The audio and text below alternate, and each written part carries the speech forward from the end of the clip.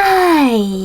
In front of me is HTC Desire 22 Pro, and today I would like to show you how you can switch on or off auto rotation on this device. You need to begin by exiting Tab menu. Now look for auto rotate icon, and when you find it, tap on it. As you can see, after that, automatic screen rotation is on. If you wish to turn it off, click on the same icon.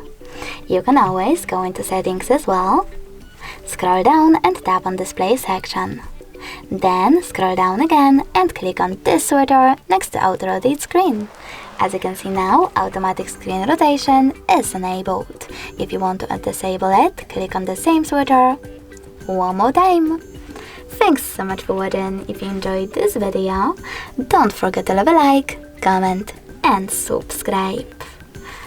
Bye!